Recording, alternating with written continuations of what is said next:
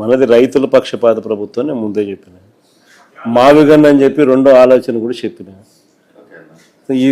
అసలు ఈ పద్ధతి ప్రకారం పోతే అసలు ఏ రాజధాని రాష్ట్రానికి ఇప్పుడు కాదు, ఇంకో 30 ఏళ్ళ తర్వాత కూడా రాజధాని ఈ రాష్ట్రానికి రాజధాని లేకుండానే ఉంటుంది తప్ప రాజధాని అనేది ఉండదు.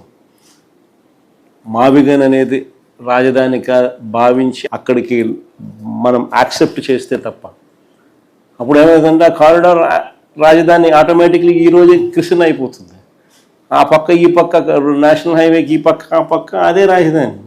రాజధాని అంటే ఏంది, రాజధాని అంటే ఏందనేది వీళ్ళకి ఫస్ట్ అర్థం కావడం వల్ల ఆడ ఎయిర్పోర్ట్ కడతానంటాడు. ఇటు ఉంది కదా స్వామి ఎయిర్పోర్ట్ అంటాను, ఆడ నీకు ఆడ పోర్ట్ లేదు, సీ పోర్ట్ లేదు. ఇటు ఉంది కదా నేను సీ పోర్టు అని చెప్పి మచిలీపట్నం అని చెప్తాను. రాజధాని అంటే ఏంది?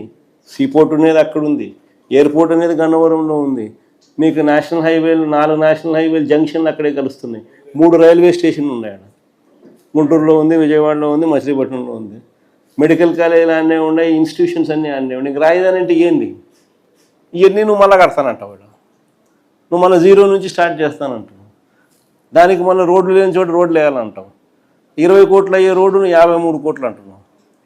ఆ బిల్డింగ్ స్క్వేర్ ఫీట్కి 20,000 పెడతానంటున్నావు. 4,500 మిగతా చోట అంతా ఖర్చు అవుతా అంటే 5 స్టార్ లాబీస్తో సహా ఇటాలియన్ మార్బుల్ వేసి ఈడ మాత్రం నీకు 20,400 ఖర్చు అవుతాను ఎస్ఎఫ్టీకి. అంటే ప్రతిదీ స్కామే.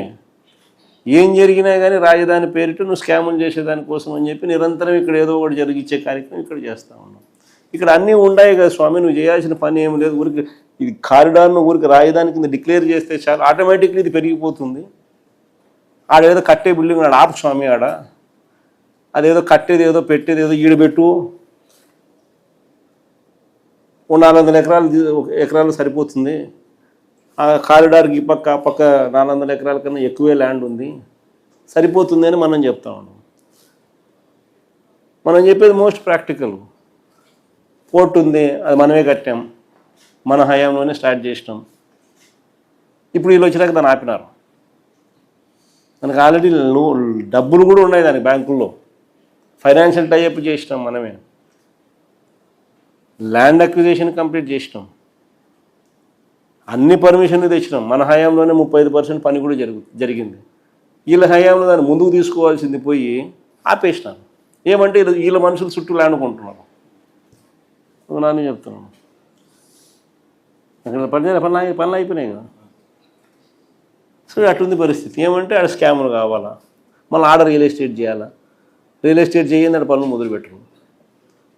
సో పోర్టు పనులు ఆపడము, వీళ్ళ చుట్టూ ల్యాండ్ కొనుక్కోవడం, తర్వాత మళ్ళీ పోర్టు పనులు స్టార్ట్ చేయాలని. ఇక్కడే పోర్ట్ ఉంది, అక్కడే ఎయిర్పోర్ట్ ఉంది, అన్నీ ఆడనే రైల్వే స్టేషన్ అన్నీ ఉన్నాయి.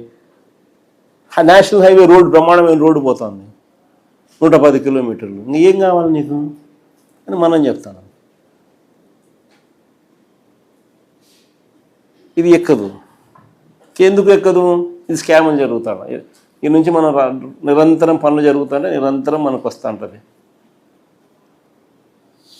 దానిల కోసం అని చెప్పి ఇది. కాబట్టి నువ్వు అడిగిన ప్రశ్నకు సమాధానం నేను చెప్తాను కదా. మనం వచ్చిన తర్వాత రైతులకు ఏదైతే కావాలో దాని ప్రకారమే మనం పోతాం తప్ప బలవంతపు భూసేకరణ అనేది చేసే అవకాశమే లేదు. దాని గురించి సమస్య లేదు. మీ కేసులకు సంబంధించి కూడా వైఎస్ఆర్సీపీ తరఫున లీగల్ ఎయిడ్ కూడా సపోర్ట్ చేస్తాం. లీగల్ ఎయిడ్ కూడా మన పార్టీ లీగల్ వింగ్ మనోహర్ అన్న వీళ్ళంతా కూడా పూర్తిగా, సుధాకర్ అన్న, మనోహర్ అన్న అందరూ కూడా పూర్తిగా ఇన్వాల్వ్ అయ్యి మీకు అన్ని రకాలుగా మీ తరపున కేసుల్లో కూడా మీ తరపున కూడా వీళ్ళు వకాల్తా పుచ్చుకొని మీకు సపోర్ట్గా కూడా నిలబడతారు. అంత దూరం కూడా పోయి నీకు సపోర్ట్ చేసే కార్యక్రమం కూడా చేస్తాం.